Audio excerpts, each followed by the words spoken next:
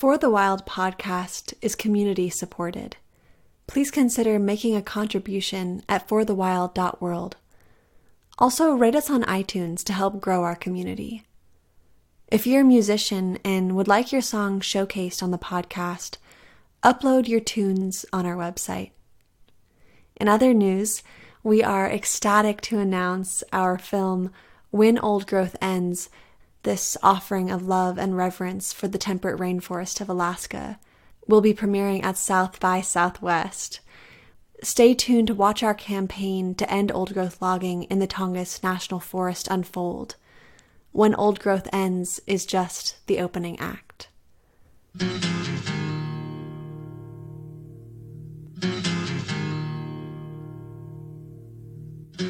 The silence is broken by somebody crying, trying to be heard, never a word. Always the attitude, sort out your own, always alone, wishing for something the world is denying. Out in the wilderness somebody's crying.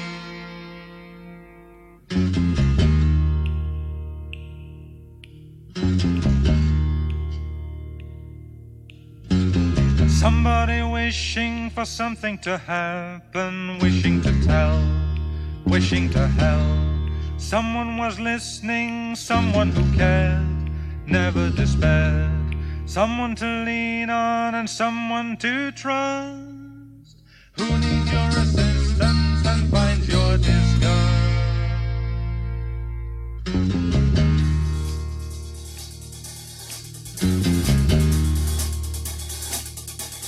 Hello and welcome to For the Wild podcast. I'm Ayana Young. Today we are speaking with Adrienne Maree Brown. Adrienne is the author of Emergent Strategy, Shaping Change, Changing Worlds, and co-editor of Octavia's Brood, Science Fiction from Social Justice Movements. Her upcoming book is Pleasure Activism, The Politics of Feeling Good. She facilitates social justice and Black liberation through the Emergent Strategy Ideation Institute. It is on the teaching body of Black organizing for leadership and dignity and generative somatics. She and her sister co-host How to Survive the End of the World podcast, and she writes the Pleasure Dome column for Bitch magazine. Hello, Adrienne. Thank you so much for coming on. Hello, Ayana. Thank you so much for having me. Oh, well, I'm so excited to welcome you to For the Wild podcast today. And I have to say that shortly after this interview was scheduled, we realized that many of us on the For the Wild team were already reading Emergent Strategy. And so on behalf on behalf of all of us, your work is truly a gift to this time. Thank you so much. I appreciate that. Tell everyone I said hi. I will. And okay. Well, I'd love to begin by talking about the concept of emergence itself. Okay.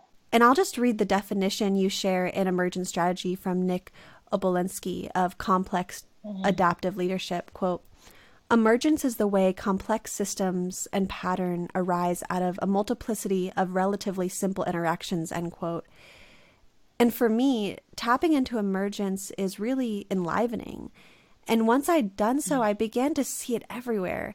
And I just love how it describes patterns, both biological and social, and scales up from molecules self-organizing into cells all the way to the Earth's climate or our societal structures.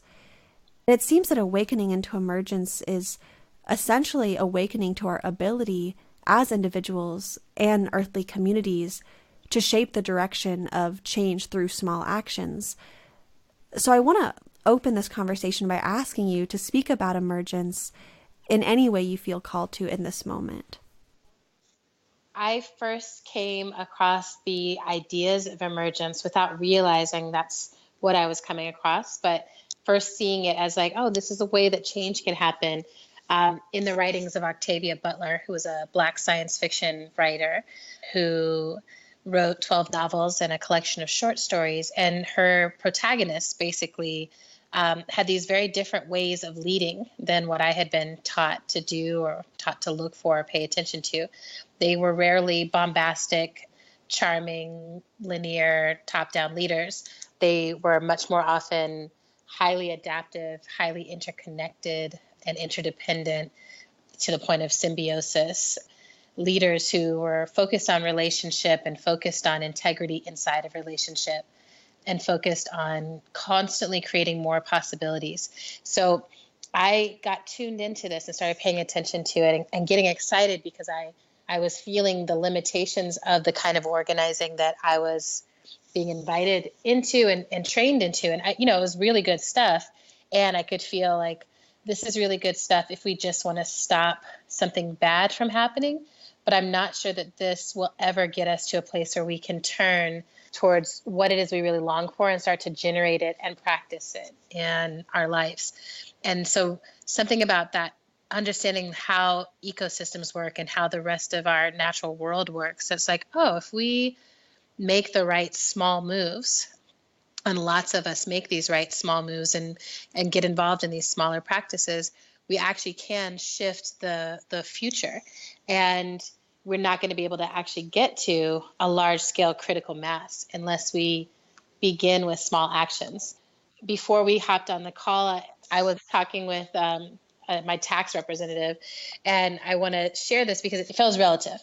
For years, I was a war tax resistor, like for maybe 12 years of my life. And it really felt to me like the kind of small action I'm talking about. Like if I resist this, if I refuse to participate in anything that will lead to war, then that'll change the world, right? And it makes a fine point for me between what is individual action versus what are small communal actions. And I feel like Emergence really focuses on the small communal actions. Like it's not just what can I as an individual do, although you do look at yourself as the front line for change. But because I was acting very individually in my war tax resistance, now years later, the IRS has caught up with me and I don't have community necessarily around me to be like, we've got you, we'll protect you, here's what we're going to do. And so I'm like, if I was to do this strategy again, I would do it very differently. Having learned what I've learned about Emergence in that time, it's like, what are the ways that communities of people can come together and start small divestment processes that actually help to liberate resources from governments that are making decisions we don't agree with?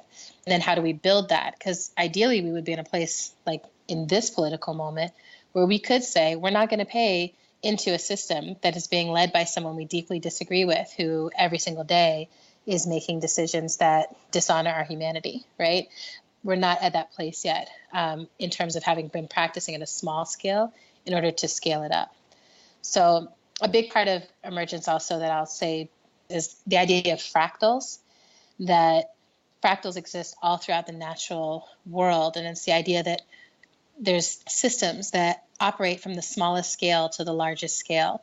And we have to pay attention to what's happening at the smallest scale because that's what gets replicated all the way up to the largest scale.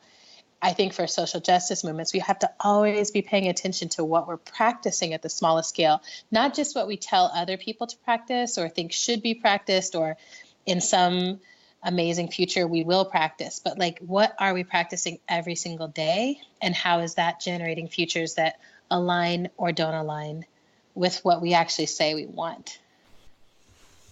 How did you land upon juxtaposing Emergence with strategy? I think it was in a way like a blend with my community, that I had been working as a facilitator and I'd also had some jobs within movement. So I was, for a while, the executive director of a group called the Ruckus Society and had done other work before that, and then got to be co-director there. And then I've been on different boards. And so I was just in these different spaces and alliances, both my own organizational spaces and then larger national and international alliances of work.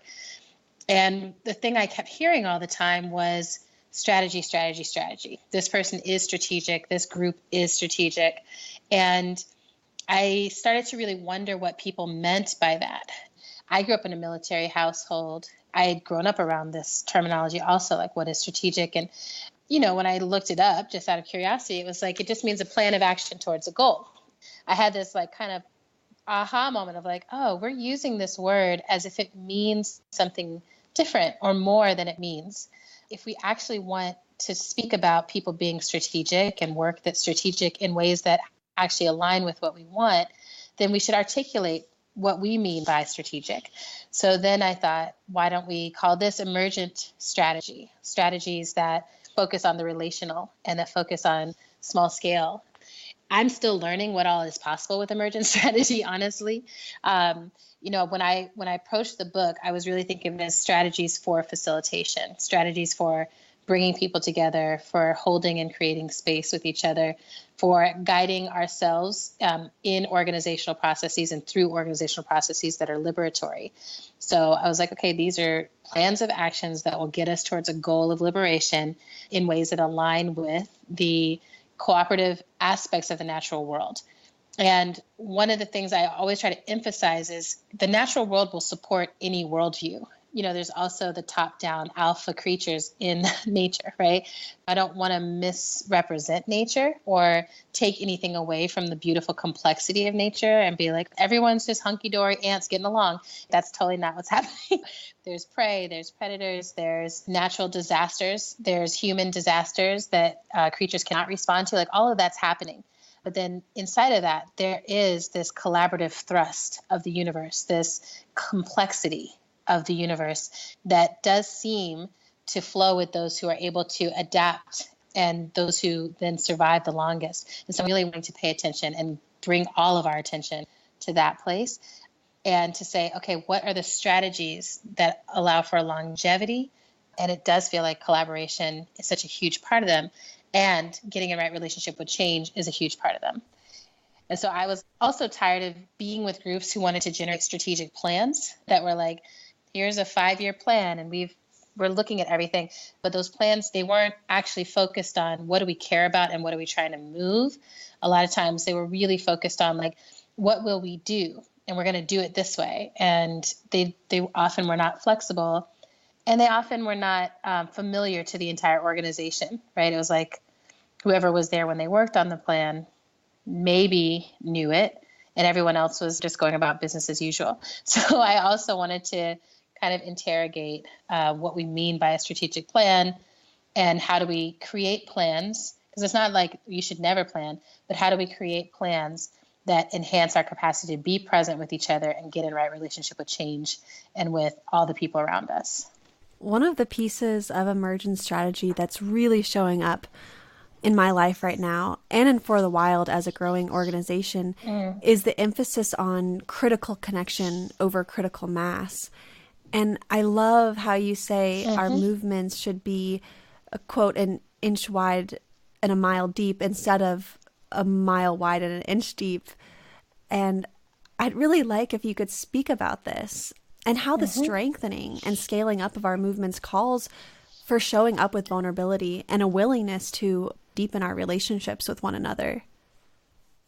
I heard that for the first time from an organizer here in Detroit, Lottie Spady, who has done a bunch of stuff with environmental justice, food justice, land. She also makes a mean whipped shea butter. And she had been doing this work called In Our Own Backyards for a long time and had been doing all this media work. And so she was the first person I heard it from. I'm not sure if she said it first, but that's where I heard it. I was really blown away by that idea and how that represented so much of what I saw happening in Detroit in terms of how people built movement, that it was like, it's not about trying to get the broadest collection of people together necessarily, because a lot of times that super broad collection is a very shallow connection that does not hold up under pressure. And instead, what does it mean to come together and get into relationships that you're in over the period of your lifetime? Basically, you're kind of expecting like, oh, here we are. We're going to create change together. We're going to grow together. Things are going to be different in a little while. And we're going to shape that difference together rather than being super focused on building institutions that are just massive. How do we build relationships that are flexible and relationships that can sustain pressure? And I think about this a lot. It's like, how do you know if something can sustain pressure until it gets tested? So some of the ways you test relationships are knowing that a relationship can really handle some conflict and that all the people in the relationship, in the organizational relationship or collective relationship, that people are like, oh, I can actually bring myself, even when I'm not at my best. I can ask for help. I can give help. I can be in power sometimes, in more power or less power sometimes. I don't have to be everyone's equal all the time when they're not. And I also don't have to just continuously be in a paradigm where one person holds power who doesn't necessarily earn it or deserve it. That we can really be in honest conversations around power and around conflict and around tension. So those were some of the things that excited me and that I was seeing witnessed when I moved here, and then started noticing as I looked around, as I was facilitating, as I was going into different spaces. It started to be a measure of like, oh, how do these folks recover from change or from difference or from conflict? Like, how do they recover? How do they come back to each other? And what does it mean to hold a standard that we come back stronger and stronger and stronger, rather than we come back more and more compromised? We have a strange society, Ayana, right? Like we live in a society where we are conflict avoidant, but pro-war, right? I've been thinking about this a lot lately, that it's like fight, fight, fight. Everyone needs a gun. Everyone needs a weapon. But no one actually learns like, well, how do you navigate conflict really well? And so that shows up even in our social justice work, where we're like, we're trying to change the world. But it's really challenging to actually practice transformative justice or restorative justice or anything that's not just straight up punitive power over ways of being with each other. So all of this stuff is kind of what's swimming in the water of what it takes to build those mild, deep relationships and to stay in them for the long haul. You know, we treat each other as if there's like an endless amount of people who are down for social justice work, and we can just like toss anyone out the boat because they, you know, mess up or say the wrong word, or, you know, different kinds of things that we hold these standards for. We're like, well, you're canceled. And I keep leading into those moments and being like, what would it look like? What would it look like to treat each other in a little bit of a more precious way? And even if we can't necessarily all work together, which I also don't think can happen, right? Like, I think there are definitely people who are not meant to work together.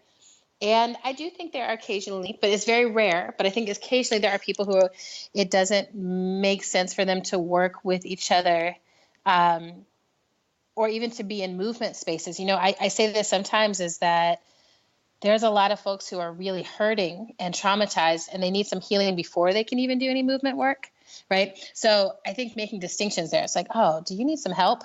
Like, let's make sure you get that help. And then, oh, do you guys need conflict resolution and some space? Let's make sure you get that. But the last resort should be exiling someone from movement spaces, or exiling each other from community spaces. We need more people, right? Like, that thing about critical connection matters more than critical mass. It doesn't mean that we don't also need critical mass to create change. It's just that critical mass needs to be full of authentic relationships and on authentic sharing of vision. And that requires getting in and doing the dirty work of moving through conflict together a lot of times. Well, to stay on this topic, because it feels so relevant and so necessary to talk about this critical mass and critical connection, and also the epidemic of horizontal hostility and vicious critique that seems so hard to shake from our movement circles. And when it comes down to it, like you said, there aren't that many of us doing this work. It feels to me that we need to be family, and a family that can hold one another through difficulties, a family that can continue to embrace more and more people as it blossoms and expands, but not necessarily that, like you said, everyone needs to work together in the same room, in the same community, but have some type of loving respect for one another. And I'm wondering how you think we can be better at growing deeper relationships through conflict instead of abandoning and demonizing one another when interpersonal fissures arise. Well, a couple of thoughts came up as you were sharing just now. You know, one is I feel some hesitancy around the frame of family, right? Because on one side, I'm like, yes, from a very, what I think of as indigenous wisdom and indigenous rightness worldview, that it's all my relations, that everything on this planet is related and connected to each other. In that sense, yes, family. But I think when we look at what's happened with the human family, so many human families have become kind of the primary point place for trauma, where trauma happens to us and where we learn to sublimate our longings and our desires and our truths for the sake of politeness or for navigating people's ignorance or, different things that keep us caught up. So I think one thing is we can use the language of family, but then I think we have to be really, really precise around what kind of family we mean. As a queer person, I love the language of chosen family. The idea that even those people who I was born and have blood relationships with, there's a certain element of choosing how deeply I'm going to be engaging with them. I have some family now who are very conservative, and while I haven't written them out of my life necessarily, I definitely have given myself permission to step back and take a break from engaging with them during this period, right? I need to be able to sustain myself and sustain my hope through this work. It's really difficult to do that in the face of people who know me and say they love me and still make choices that impact my livelihood, my well-being, my freedom, my safety.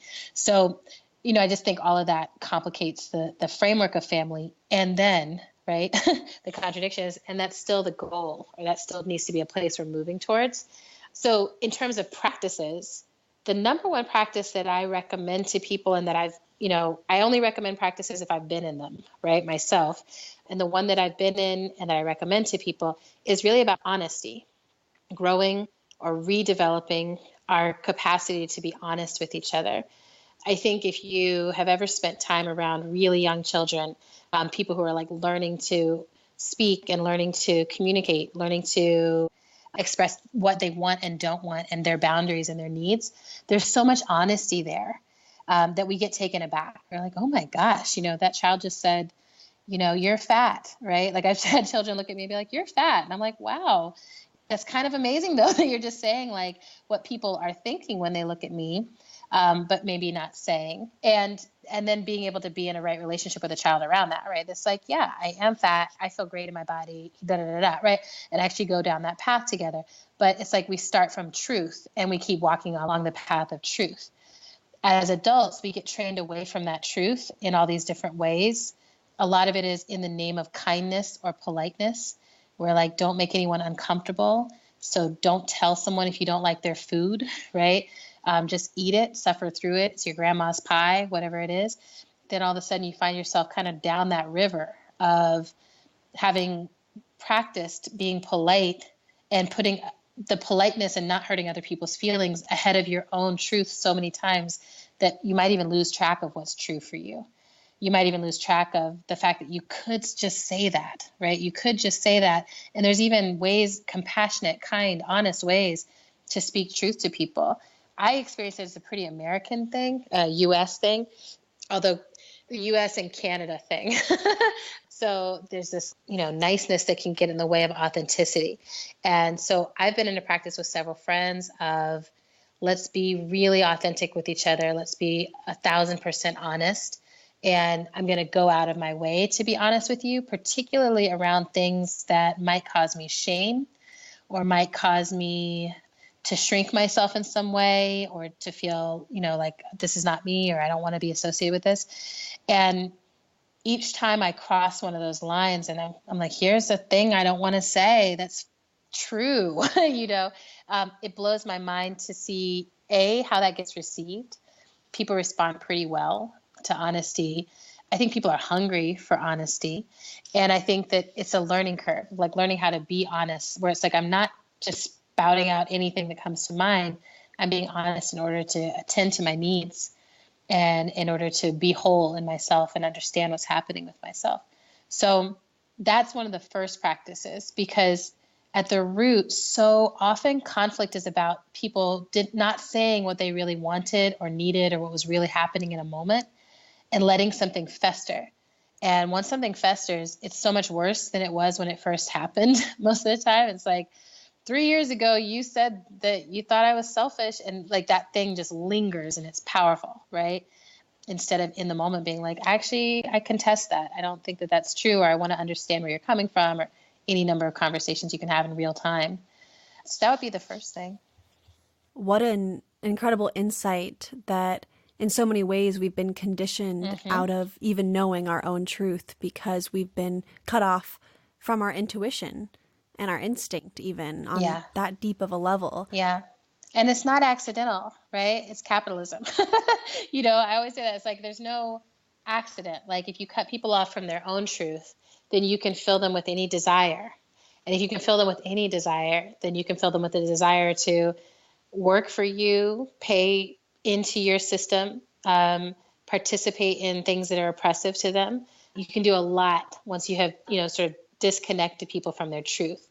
So much of the work is like, oh, how do I reconnect people to their truth, to liberate them into choice and agency? There's so many more things that we have agency over that we don't remember or don't think that we have choice over, right? So, yeah. No way to live the motions in the contours of your mood. Take a look around you. This world is one, is me, is you. Take a look around you. Just as the sun and miss the moon, you will find you'll never be free until you let it all go. What gives with the misgivings? You gotta live. My thoughts have run so far beyond my way. So to you I say, hey, hey, hey, hey, hey, hey. Be not divided from this fate. No words to say.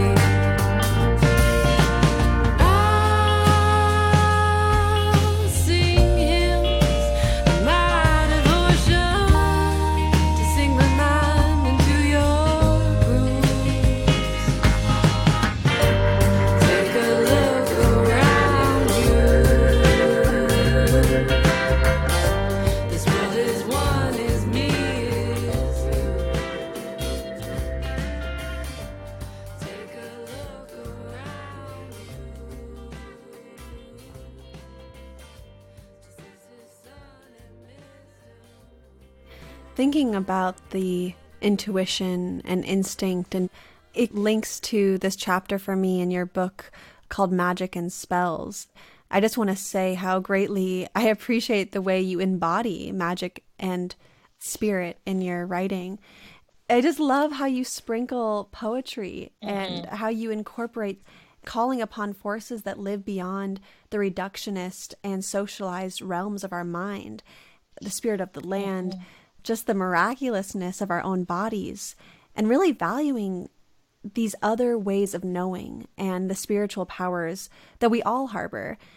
It just feels like a watershed of guidance that our movements are yearning for.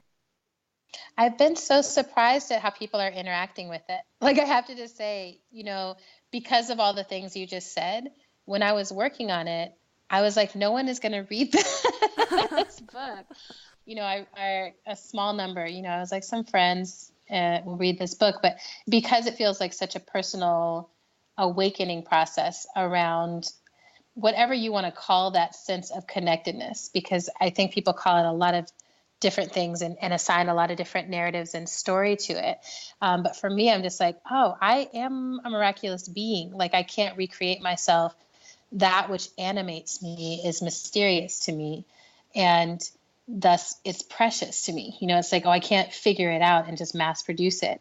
I think that we see a lot of people who spend their entire lives trying to figure that out. I think artificial intelligence in a lot of ways is that kind of thrust of like, how do we figure out what life actually is and can we make it? And it's like, we can do a lot of things, but this so far we have not figured out. And that humbles me so much that I'm like, I get to be alive without understanding why, without understanding exactly where I'm going. I get to spend my whole life wondering about that and shaping that and being in a relationship with that. And I'm a Virgo. I spent the first part of my life like, I know everything, I know. And then this part of my life so far has just been so much of like, I don't know. And that's the amazing part. I get to find out. I still get to learn. There's so much ahead of me. I'll never know all of it. So yeah, it feels like the book is me being like, I don't know, like in so many ways, and being like, I don't know, but I have noticed this, or I have seen this. I really went away from doing something that was very like scientifically like grounded. Like, it's not like every single thing I say and I'm like, and here is my proof of that. It's like, if you're alive, you have also seen these things. So that's been very cool. People responding to it. Like, I've had a lot of people reach out to me and be like, yes, I also notice these things and feel these things and long for these things. And the book in some ways is just a permission book. Like, it's a book that says, yeah, great. That's true. You're not alone. I also feel that. And I've been getting that back from the world. There's so many people being like, also, Adrienne, you're not alone. We also feel that. And that is a nourishment in and of itself. When my mind entertains the more magical aspects of this work, I think about what you write on radical imagination and afrofuturism.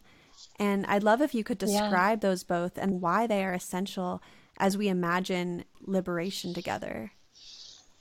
One of the ideas that was sort of introduced to me by a thinker in Boston named Terry Marshall was this idea that we're actually in an imagination battle, and that we're living inside of someone else's imagination for what this world would look like, how it would work, how power would work inside of it, how we would be in relationship to resources.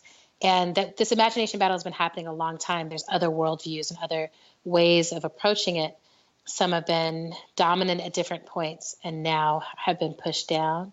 So we're in this space, and it's like, oh, if there's an imagination that created these conservative, inhumane conditions, then we need to have a radical imagination that moves us through and out of them. We have to be able to see something beyond this moment.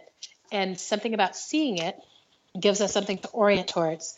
And I also think an aspect of radical imagination is collective imagination, that it's not just going off and coming up with your own brilliant little idea and then pitching it to people, selling it to people, but rather like when you feel the seedling of an idea, turning to other people as like other seeds, as water, as sun, as air, like how can we nourish this kernel together and other kernels, and how can we create an ecosystem of ideas? So radical imagination falls there. And I was really lucky to get to work with Walida E. Marisha on the book Octavia's Brood, which came out before Emergent Strategy. It's an anthology of social justice writers who basically created short stories to address some of these issues. She also, Walida came up with this phrasing of visionary fiction, of like, how do we actually write fiction that decenters the white, straight, male narrative and recenters something that is much more global and realistic, right? It's like, what's the world we live in? Who lives in it? How do we center ourselves in our stories? And how do we talk about how change really happens, which is bottom up, generally not top down, which is, that grassroots structure. So in all of that, we're in conversation with Afrofuturism, which is, in the most basic sense, this concept that Black people will exist in the future, right? There's a lot of conversation and controversy, and other folks who choose to say Black speculative fiction. There's a lot that can happen within like terminology and genre, but in the broadest sense of it, right? This idea of Black people in the future, it's simple and so radical. It's so radical when we look at like the world we live in now, where you can kill Black people with no punishment, no, not even punishment, but like no containment. Like society doesn't contain the harm against Black people, that Black people are expected to, even though we're being shot on a regular basis and being brutalized on a regular basis. We're expected to walk as if we are normal and untraumatized and everything's fine. And we're expected not to resist. We're definitely expected never to take direct actions, to say to people, this is not okay. Will you pay attention to this? Then if we do that, we're considered, again, impolite, right? So this idea that we counter all that and say, you know, we're going to be impolite now. We're going to create disruptions now. We're going to make people pay attention now. We're going to stop the cycles now because we're going to fight for Black people to exist in the future. So for me, that's where Afrofuturism is exciting. When you give people a concept of themselves in the future, it gives us something that we want to act on behalf of right now. And I think that, to me, is why Afrofuturism, Black speculative fiction, science fiction, visionary fiction are all really important tools for generating futures. And I don't know if you've read the Combahee River Collective, but this idea that they put in there, they forwarded intersectional feminism.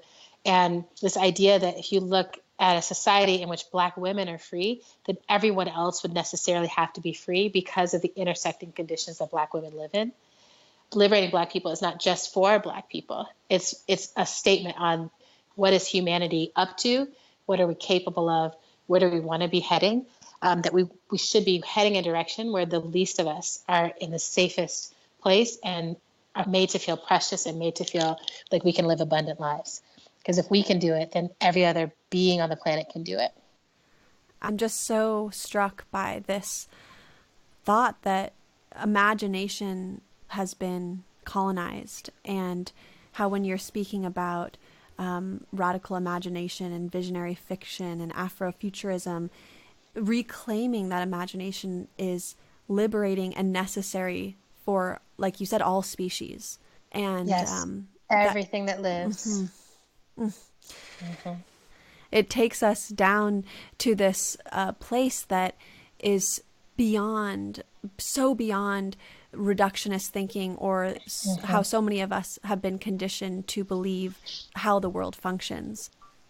Another thing that really has me wonderfully shaken is non-linearity, and how I think it's important to talk about the non-linearity of our needs as individuals and communities, and the non-linearity of what we consider progress or success.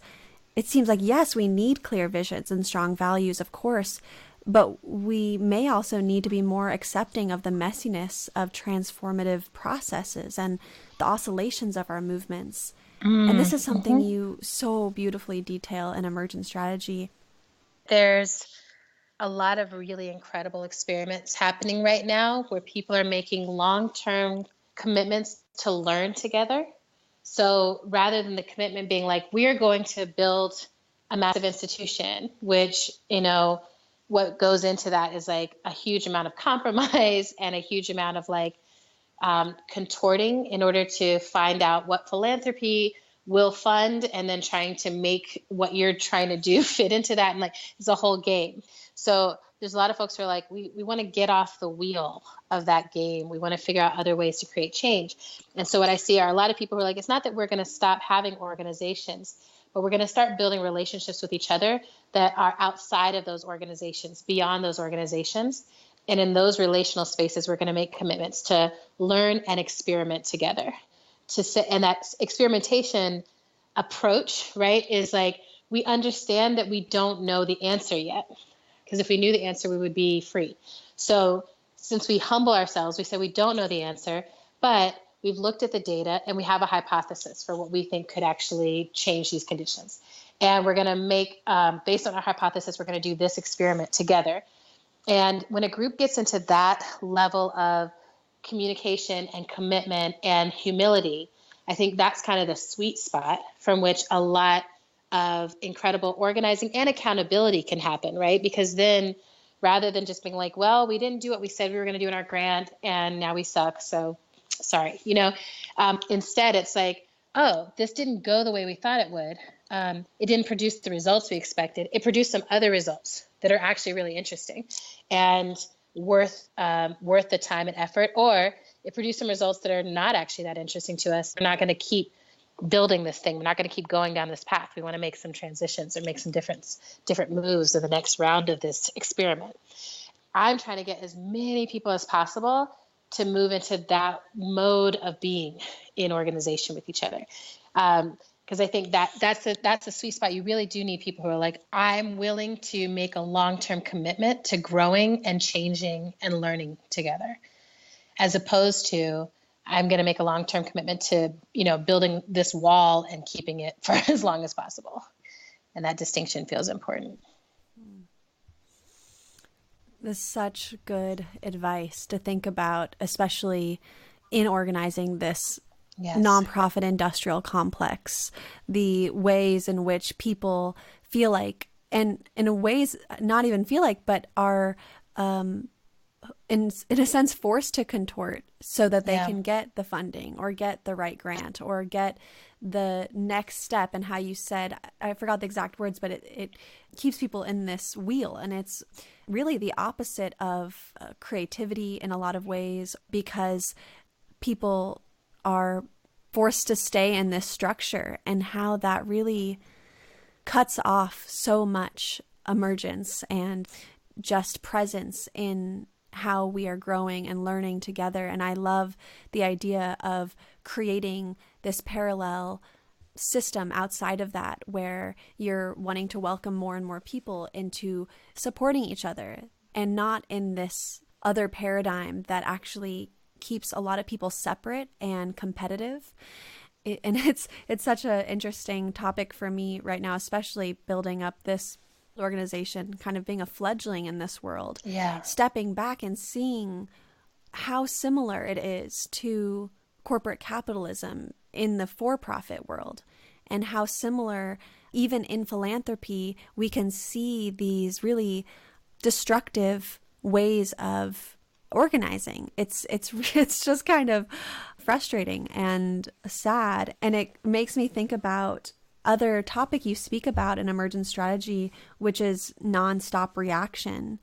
You also spoke about responding to change, and I feel like whether it's within organizing or just in general, there's this way of living that is in this nonstop reaction, and it tends to keep us responding to change with fear or resistance or blockage, like you were talking about this wall.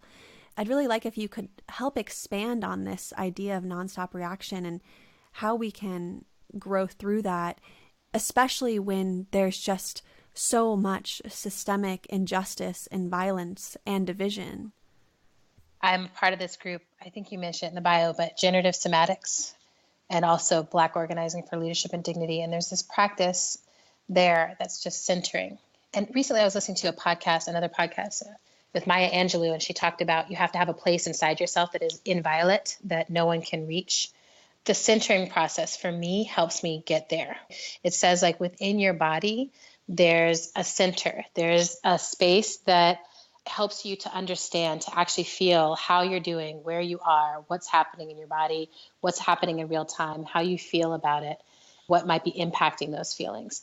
And for me, that has been the core practice of this past few years that have helped me to move out of being reactionary and to move out of being frozen in terror, and help me to continue to be like, there's something to keep moving forward for.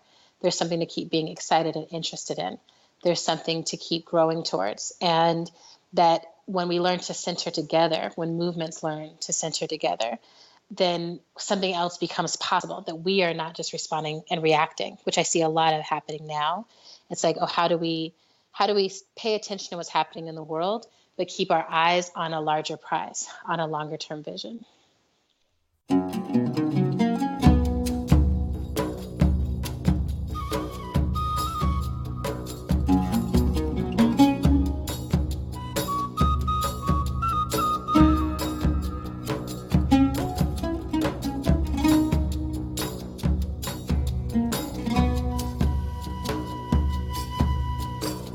Raven is my name.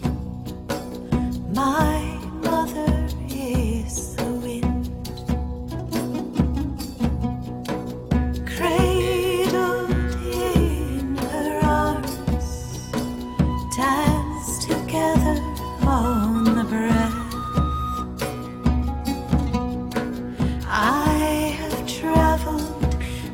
the edge of death, laughter fills the void.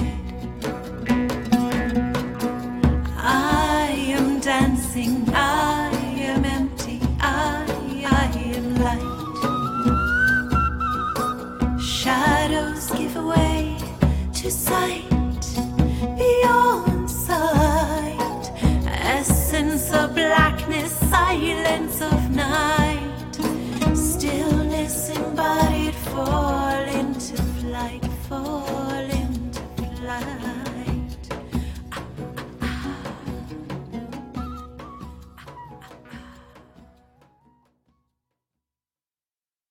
I often say that For the Wild is a love song, and I'm being wholly honest when I say that I don't think that there's another way to be in this work if love is not the guiding force. Because I think that pain and trauma and injustice are so omnipresent. An emphasis on love can be met with accusations of ignorance of reality, or you write in Emergent Strategy how, quote, facts, guilt, and shame are limited motivations for creating change, even though those are the primary forces we use in our organizing work. I suspect that to really transform our society, we will need to make justice the most pleasurable experience we can, end quote. And I really resonate with this and was so excited to hear that you're coming out with a new book this year called Pleasure Activism, The Politics of Feeling Good. Yes. So I now open the floor for you to say anything you would like about pleasure activism and your new book. I'm really excited to be working on this book. It's almost done, and it's an anthology kind of collection. It's like interviews, conversations, and then original essays from people who are doing wildly divergent work that I think connects at the root of pleasure, from folks who work in the realm of sex work to folks who do burlesque, folks who are transforming the landscape around drug access and legality, folks who use humor in their organizing. So just really noticing, like, what are different things that make us feel good? Who's fighting for our right to do that? And then it ties back into Audre Lorde's work, the uses of the erotic as power. What does it mean to feel good? What does it mean to be awake as an erotic being? And once you have felt being awake as an erotic being, Audre talks about that you can no longer settle for suffering. And so this book is really talking about that. It's like, how do we really allow that full, deep awakening to happen so that we can come together and organize ourselves around no longer suffering, but being in a clearer place. So that's what I'm working on. I'm excited about it. It comes out in the fall, and I think it's going to be a fun read at the very least. Well, we cannot wait for it here, and thank you so much, Adrienne, for sharing this time with us. Just know that your work has guided so many of us with love and waging love in this movement. So thank you, and have a beautiful day. Thank you so much, Ayana, and blessings to all you and your magic crew over there. Okay. Awesome. Bye for now. All right. Bye. Thank you for listening to For the Wild podcast. I'm Ayana Young. The musical guests you heard today were June West performing No Words to Say and Ariana Sahara with Raven. Our theme music is Silence Returns by Bo and Like a River from Kate Wolf. I would like to thank our incredible team, our producers and editors, March Young and Andrew Storrs, our research director, Madison Migulski, and our media director, Molly Lee Bove, and all of the other soulmates who make this work happen. Please consider supporting us by making a tax-deductible donation at forthewild.world. If you're a musician, please upload your tunes. It's really lovely to interlace these conversations with your music.